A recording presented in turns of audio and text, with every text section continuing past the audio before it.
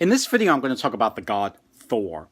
Of course, the name is very common thanks to the comic books and the movies, but of course, the comic book Thor has very little to do with the mythological Thor. But before I get into Thor's character, I want to mention a book that's very good if you're interested in everything you want to know about Thor, and it's simply called Thor, Myth to Marvel. And it's written by Martin Arnold. Martin Arnold. Very good book, and he talks about how Thor was once worshipped and how he was worshipped and how he was thought of throughout the ages, all the way up to modern times when he was made into a comic book hero. But of course, this book should be read as a companion piece to books on Norse mythology, and which tell the myths themselves, and you could see some of those in my video on books on Norse mythology. But getting back to Thor's character, Thor was not seen. He was actually more rustic than he is portrayed in the comic books. As a matter of fact, I have this beautiful carving here I picked up from Norway years ago. He was more rustic in character. He had red hair. He had a big scruffy red beard. They say he had fiery eyes. They say he had a quick temper. Here's his hammer, Mjolnir. They say he had gauntlets to hold his hammer, which is not pictured here. They say he had a belt that the tighter he made it, the stronger he was. In this, you don't see the belt in this statue, but in this statue you see his two goats. Thor rode the heavens in a chariot drawn by goats, and the goats have names. Is Tooth Gnasher and Tooth Grinder. Yeah. So this is a really nice statue. Another thing about his character is that, according to some sources, some writers, they say that whereas Odin was more feared, Thor was a little more loved. Because Thor, he was big, strong, a little scary. He fought giants, but at the same time, he was sort of a god of everybody because he represented the thunder and the lightning and the rain and the storms, and farmers needed that for the crops to grow. People had amulets, little hammer amulets, which have been dug up, and modern day pagans today, heathens, and anybody that likes heavy metal music or whatever, they walk around with these little amulets, Thor's hammers, that they're called, that are basically replicas of these old hammers that were found. If you read Icelandic sagas, you notice there's a lot of people's names that are a composite of the word Thor and another syllable. Names such as Thorbjorg and Thorbjorn and Thorvard and Thorkill, and these are names that are fashioned on the name Thor. Moving on to his myths, especially that gives you a better idea of the character of Thor. There's one myth called the Lay of Harbard. Now, in this story, Thor is trying to get a ride across a river, and he yells out at the ferryman, who's named Harbard, and Harbard doesn't want to give him a ride. Instead, he starts making fun of Thor. He starts praising Odin instead of Thor, and he said, Thor just knows how to kill things. Odin, on the other hand, he knows how to cause wars, and because that's something Odin is proud of.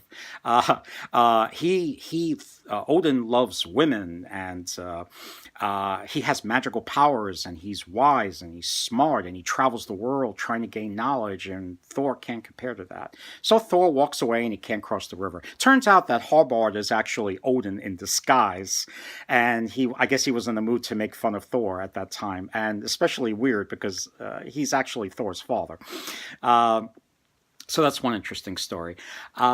That gives you an idea of the character of Thor.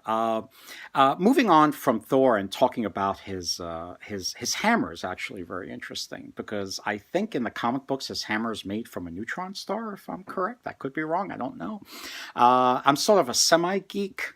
I'm not a complete geek, so I don't really know too much about that stuff, but Thor's hammer is actually very interesting. It was actually made by dwarves. Dwarves were these mythological beings that lived deep in the earth, and they were metallurgists. They created all kinds of wonderful items from metals that they find in the earth, and so one day, two sets of dwarves are actually having a fight with each other on who could make better treasures in order to give to the gods as gifts. Now, this myth has a backstory, but I'm not going to go into it here. It's too long.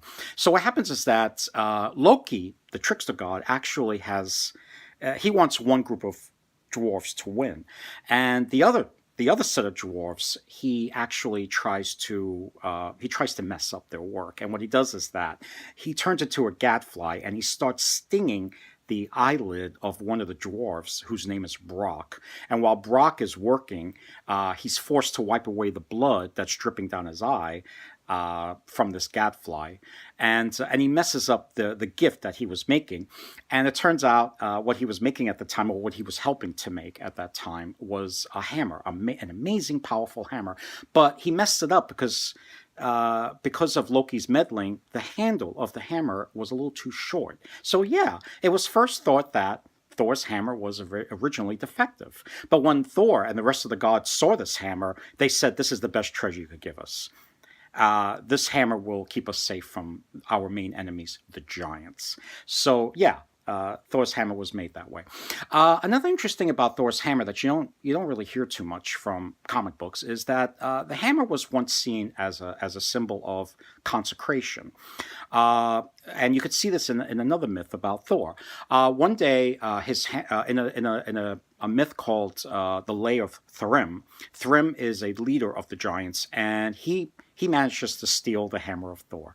And he says, "I will not give you the hammer back until you give me as a wife the goddess Freya." And Freya is she's the goddess of love. She's the most beautiful of the goddesses. So they say, okay, we have to find a way to trick this guy. In order to get the hammer into Thor's hand, we need to dress him up as Freya. So they do their best to get this big, strong guy in a gown, and they put a veil in front of his face, and they try and pass him off as Freya. And well, they manage to trick Thrym. He thinks it's Freya, and when he's about to marry her, he says, "Bring out the hammer to consecrate this wedding ceremony."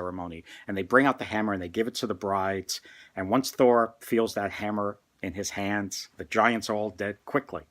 So yeah, the hammer is seen as a force of destruction and consecration. The hammer has miraculous powers. For example, in one story, Thor is having dinner with some peasants, and they run out of food. So he actually kills his two goats, and he has everybody eat them. But as long as they save the bones and throw the bones in the skins, he can wave his hammer above them, and they become live goats again. So yeah, easy meals. This is actually part of a story called Thor's Journey to Utgard. Utgard is an amazing fortress that the giants live in, and the story is an amazing story because it really shows the amazing strength of Thor. When the giants see Thor coming, when they get word that he's coming, they're scared to death of him. And what they do is that, although Thor is very mighty and very strong, he doesn't know much about magic. So the giants actually know a thing or two about magic and illusion. So what they do is that they tell Thor, "Okay, we know you're here to give us trouble, but why don't we see how great you are by doing these simple contests, by performing these simple feats?" And Thor says, "Yeah, sure." They give him a cat, and they say, "You think you could lift this cat off the floor?" And Thor tries to lift the cat, and he can't do it. The cat weighs too much. Then they say, "Can you drink this horn of mead?" I think it's mead or beer or something. And he says, "Sure." And he tries to drink it, and he could barely make a dent in this liquid, in this horn of liquid. And now he's starting to get discouraged. And they say, "Okay, one more contest. Why don't you have a wrestling match with my old Utgard Loki, who's the king of the giants at Utgard? Says, I have an old nurse. You could easily defeat her in a wrestling match. And Thor says, yeah, okay. And he loses the contest to this old giantess. So Thor walks away dejected. He thinks he has no power against the giants. But when he's far away from the fortress of Utgard Loki, the head of the giants, says to him, "Boy, you scared us to death in there. You're a lot stronger than you think you are. That cat you tried to lift was actually the Midgard serpent, the giant serpent that's wrapped around the world. And you could hear about him in my other video on dragons. And this serpent is huge. He's long enough to wrap around the world, and you've managed to lift him up out of the ocean, at least part of him. That horn you drank of liquid." You didn't know it, but it was actually tethered magically to the ocean. So you actually made the ocean recede a little bit because of your amazing drinking. And finally, that woman you fought, that giantess, that old woman, that's nothing but death itself. And nobody could defeat death, not even a god as strong as you. So Thor got very angry, grabbed his hammer, and was about to go back to Utgard and kill everybody. But the giant Utgard Loki put everything in a mist, so Thor couldn't see it. So he lost the contest, but his strength was put on display. There's a lot of myths associated with Thor.